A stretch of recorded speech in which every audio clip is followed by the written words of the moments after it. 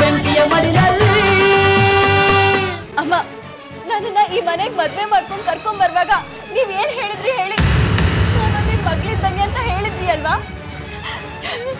ನಿಮ್ ಮಗಳಿಗೆ ಇಂಥ ಪರಿಸ್ಥಿತಿ ಬಂದಿದ್ರೆ ನೀವು ಸುಮ್ಮನೆ ಇರ್ತಾ ಇದ್ರಾ?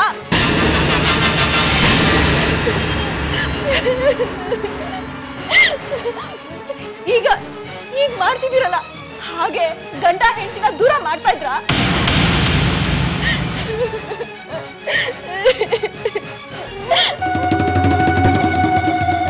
ನಾನು ನಿಮ್ ಮಗಳ ತರ ಅಷ್ಟೇ, ನಿಮ್ ನಿಜವಾದ ಮಗಳು ಅಲ್ಲ ಅಲ್ವಾ?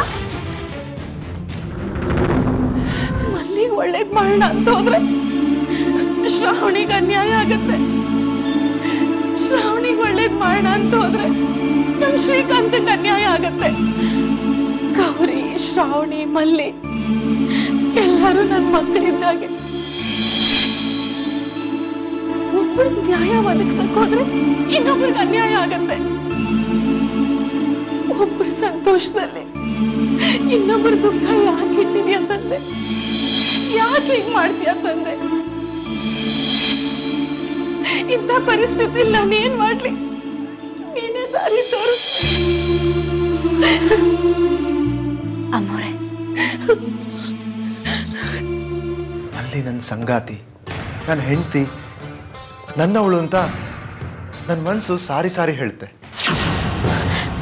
ಚಿಕ್ಕ ಯಜಮಾನ್ರು ಚಿಕ್ಕಮ್ಮವ್ರನ್ನ ಮದ್ವೆ ಆಗಿದ್ದಾರೆ, ಅವ್ರ ಜೊತೆನೆ ಇರ್ಬೇಕು, ಅದೇ ಧರ್ಮ.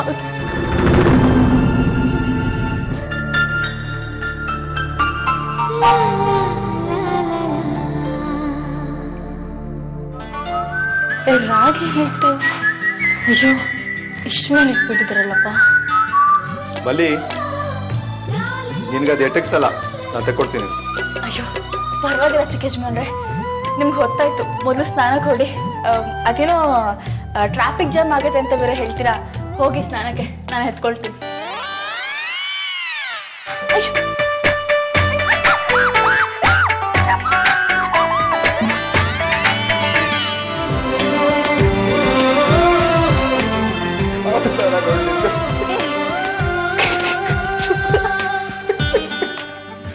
ಹೇಳಿದೆ ತಗೊಡ್ತೀನಿ.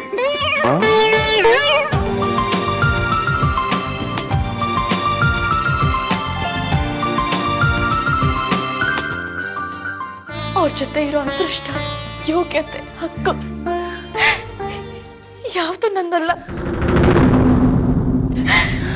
ಇದೆಲ್ಲ ಬರೀ ಚಿಕ್ಕಮ್ಮವ್ರಿಗೆ ಮಾತ್ರ.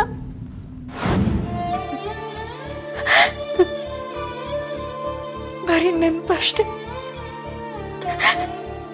ನಿಮ್ ಜೊತೆ ಬದುಕೋದು. ಮನೆ ಎಲ್ಲ ತರಾಬಳೆ ಅಂಗಡಿ ಮಾಡಿಬಿಟ್ಟಿದ್ದಾನೆ, 2 ಹೆಣ್ಮಕ್ಳು ನುಡ್ತಿದ್ದಾನೆ. ಪುತ್ರ ಯೋಗ ಇರೋದು ಶ್ರೀಕಾಂತನ ಜಾತಕದಲ್ಲಿ ಮಾತ್ರ ಅಂತ ಪುರೋಹಿತರು ಹೇಳಿದ್ದಾರೆ. ನಿನ್ನ ಜಾತಕದಲ್ಲಿ ಅದು ಇಲ್ಲ ಅಂದಮೇಲೆ ನೀನು ಹೋಗಿ ಅಲ್ಲಿ ಏನ್ ಮಾಡ್ತೀಯೋ?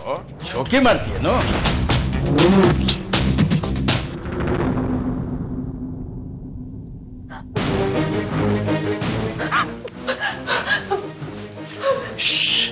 ಗಾಬರಿ ಆಗ್ಬೇಡ, ನಾನು ಜಗದೀಶ್ ರಾವ್ ಬಹುದು.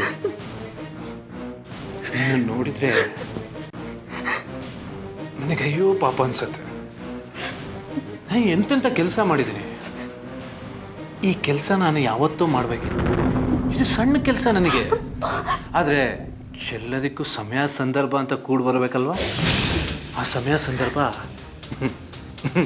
ಇವತ್ತು ಸಿಕ್ಕಿದೆ. ನೀನು ಯಾವುದೋ ಊರಿಂದ ಬಂದು ಅಪ್ಪ ಅಮ್ಮನ್ ಬಿಟ್ಟು ನಮ್ಮನೇಲಿ ಎಲ್ಲರ ಹತ್ರ ಚೀಟು ಅಂದ್ಕೊಂಡು ನಮ್ಮನೆಗೆ ಕೆಲಸ ಮಾಡ್ಕೊಂಡು ಬಿದ್ದಿದ್ಯಾ. ಯಾಕೋ ನೀನು ನೋಡಿದ್ರೆ ಪಾಪ ಅನ್ಸುತ್ತೆ.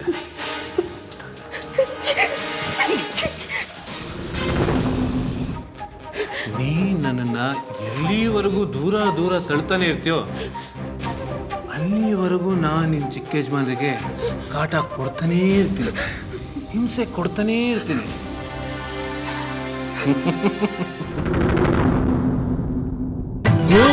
ಬೆಂಕಿಯ ಮಡಿಲಲ್ಲಿ